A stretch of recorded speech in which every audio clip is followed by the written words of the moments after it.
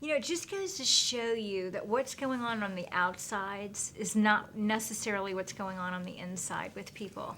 You've heard the saying that you don't compare your outsides to people's insides. You don't look at someone's outside and think, oh my God, they've got it going on, because really what's going on behind closed doors and what's going on inside could be an entirely different ballgame. Yeah. It's like when I grew up with my mother's second husband. He was like this world-renowned doctor backed by Kellogg and Ford Foundation, nominated for a Nobel Peace Prize during the Nixon administration with John D. Rockefeller, right? Wow.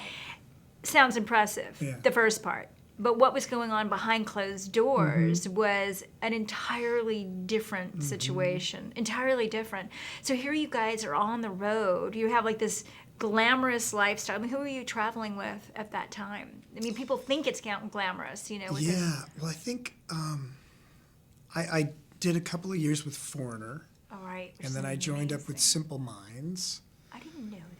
And I did a record and a tour with Simple Minds, 94 and 1995. Right. And then I was working with a Japanese artist, Himuro, and I worked with this German artist, Udo Lindenberg. And as a matter of fact, Kelly went into the hospital because she'd planned for a year to have a stem cell rescue, where she used her own stem cells that they had harvested and then froze and irradiated to take the cancer out. And then she had what's called a stem cell transplant, where they infuse an enormous amount of chemotherapy into the body all at once, and it essentially kills the blood, and essentially kills the living I don't know the medical term, but fundamentally, the blood count drops, her platelet count drops to zero, and she essentially kind of went into this coma, and where her body just wasn't functioning. And she had already had 3 courses of chemotherapy. So her body was already so weakened from previous full courses of chemotherapy that when they infused that much chemotherapy again, the average time period for a stem cell patient to be in the hospital would be maybe 2 to 3 weeks. She was in for 3 months. At one point, she went into intensive care, and we thought we were going to lose her because she wasn't recovering. Because what happens is when they kill all of the cancer with the chemotherapy, then they bring the stem cells back into the body, and hopefully the body will latch onto the stem cells and rejuvenate.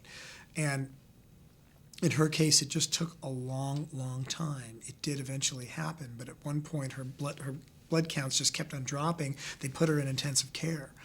And I remember thinking, well, I'm going to take the summer off, but I need to book a tour because that's what I do. That's how I make my money, and that's my life. Yeah. So literally, by the time I booked a tour for October, because I thought by October she would have been out of the hospital, I would have been able to share in her healing and make sure that she's okay. She got out of the hospital the day that I left. Oh my! And she was still sick, and she had no hair, and she was with an oxygen tank. And I went to do this tour with Udo Lindenberg, a German artist, and 2 days later, she didn't want to go home. So first she stayed in a hotel, and I stayed in the hotel with her the first night. Then I had to leave, and then she ended up staying with my parents. My parents were taking care of her because both of her parents were deceased, and she ended up having to go back into the hospital because her blood count was not good enough, and she was so immune to any kind of other diseases and illness because her immune system was so compromised. Right. So she went back in the hospital. It was just a real challenging time because then she got sick again, and then I was gone, and then I was on the phone with her and trying to do this rehearsal and be on the road. How did you compartmentalize? Because with your mind, with having all this going on, because there's so many people who are going through so much, especially now in the world, there's so much happening for a lot of people.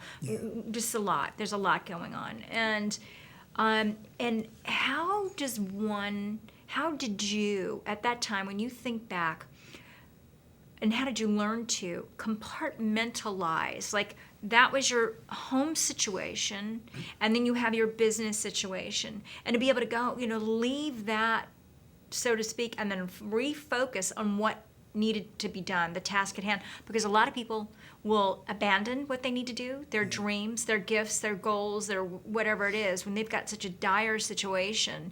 Because, you're still here. You have to live your life too. You can't just completely abandon yourself when you've got such a serious situation. How did you juggle the two? How did you do it? And how did you still live your own life and live your own dreams? Very, very consciously. I made a couple of conscious decisions. One was that I realized that for me to be able to even be of service to her, I had to maintain my own life. So one of the agreements I made is, although she was in the hospital for 3 months, I never spent the night. A lot of times people will spend the night. Right. I had a project called Clock, this musical project with some friends of mine, Vivian Campbell, PJ Smith. And I kept this music project alive, so I had something else to focus on and something else to nurture me so that I could give back and nurture Kelly.